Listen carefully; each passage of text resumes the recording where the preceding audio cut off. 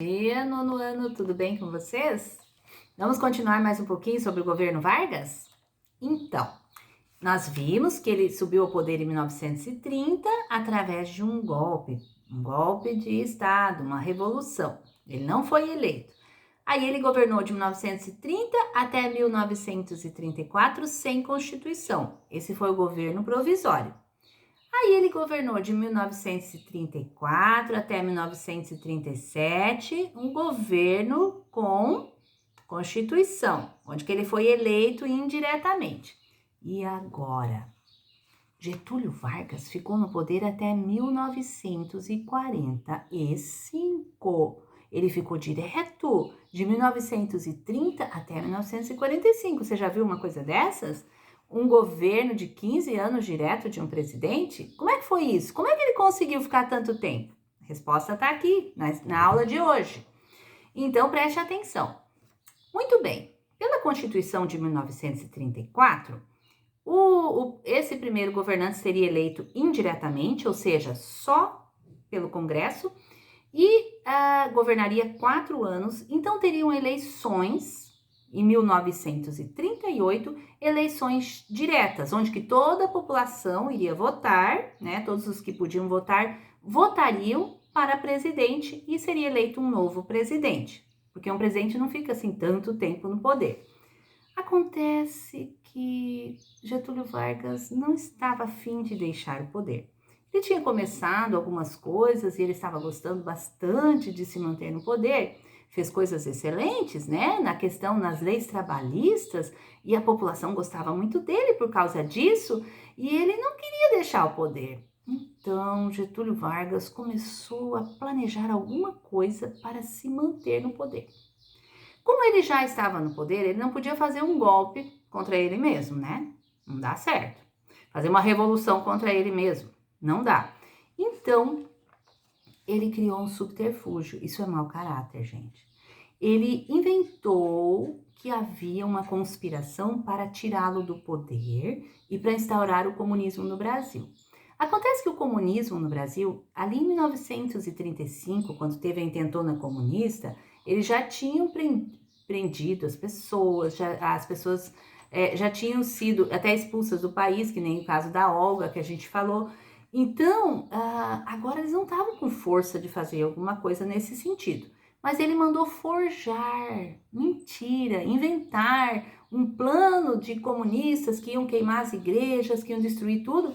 E com isso, ele preparou um governo ditatorial, totalitário. Então, sem ninguém saber de nada, de repente, dia 10 de novembro de 1937, sai lá no rádio o discurso de Vargas, ao vivo. Getúlio Vargas, ao vivo, fala que o Brasil estava sofrendo uma ameaça comunista muito grande e que por causa disso ele precisa mudar tudo no Brasil. Criou um novo governo chamado Estado Novo, fechou o Congresso. Isso é só uma medida tomada em questões muito críticas. Fechou o Congresso e acabou com a Constituição de 1934. Agora, ele já leu uma nova Constituição. Criou uma nova Constituição em 1937. Durou pouco a outra, né? E essa Constituição dava amplos poderes ao presidente, porque ele podia governar através de decretos-lei. Ele não precisava esperar o legislativo fazer as leis. Ele mesmo podia fazer as leis. Olha só, acumulou poder, gostou mesmo do poder.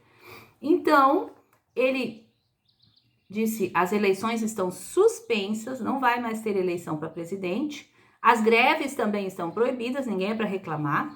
E todos os partidos políticos estão extintos. Só ele no poder. Bem, isso aí deu uma reação. De quem, principalmente? Aquelas pessoas que queriam ir para o poder.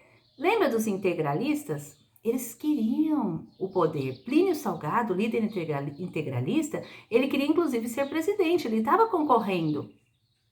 Eles ficaram muito bravos e fizeram um ataque ao palácio residencial do governo, que era o Palácio Guanabara, lá no Rio de Janeiro, que era a capital do Brasil.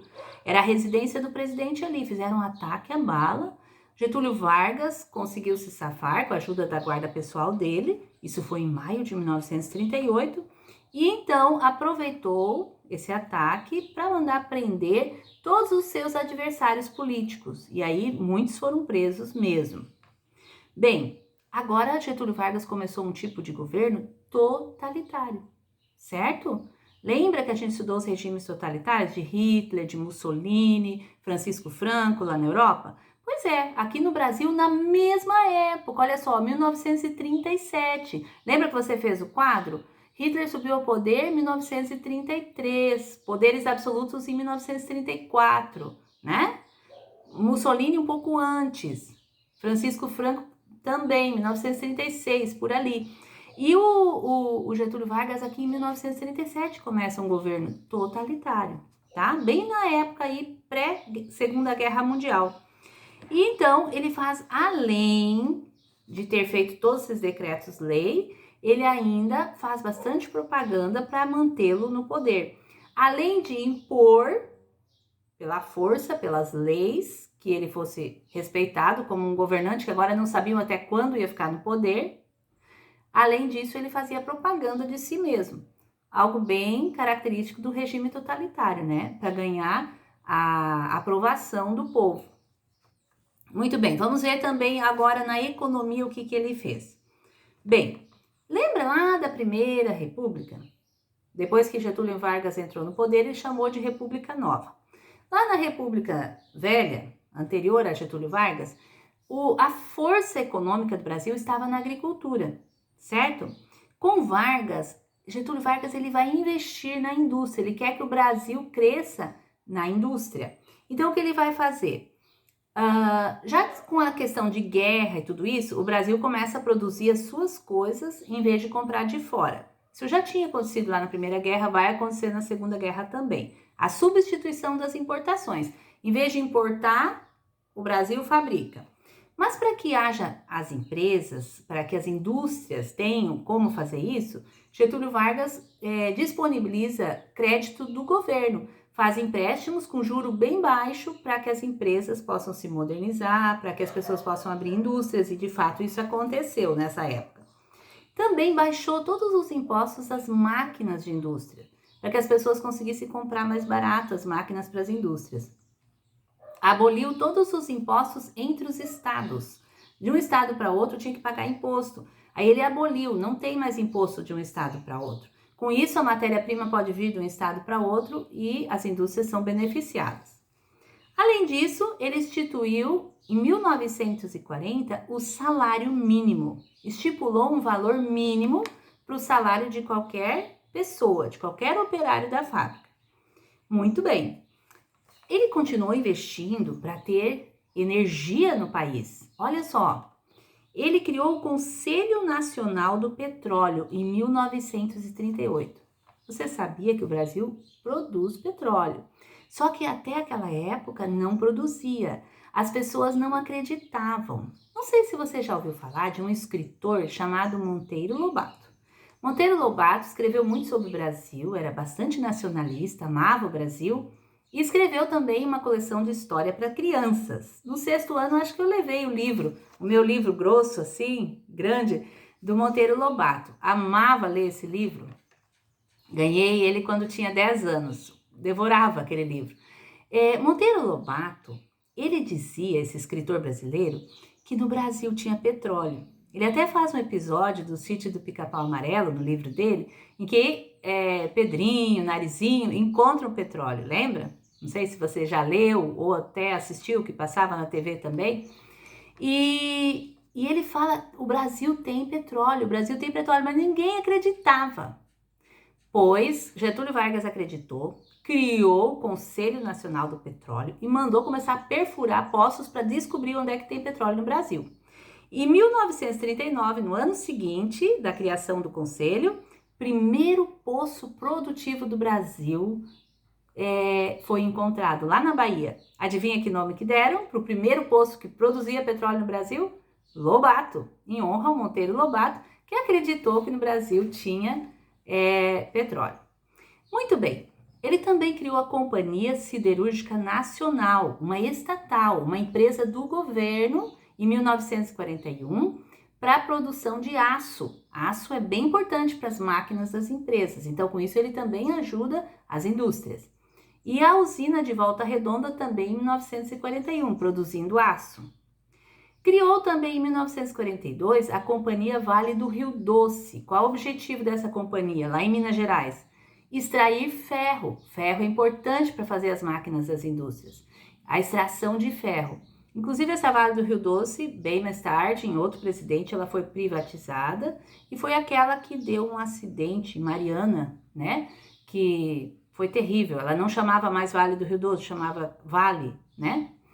Muito bem. E ele também criou uma hidrelétrica de São Francisco, em 1945, para a produção de energia através da água do Rio São Francisco.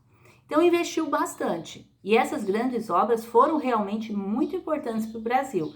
Então, se você perguntar para os seus avós, eles vão dizer: o governo de Vargas foi muito bom, porque ajudou tanto a população com as leis trabalhistas, estabeleceu leis claras para o trabalho e também desenvolveu a indústria no Brasil e criou essas estatais, descobriu petróleo, riqueza natural do Brasil. A riqueza do Brasil fica para o Brasil, não fica para as pessoas. Lembra a nacionalização das jazidas, que a gente viu na aula passada.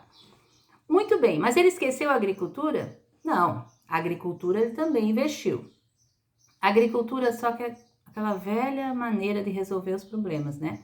O café era sempre o principal produto de exportação do Brasil, desde que começaram a plantar café lá no Segundo Reinado.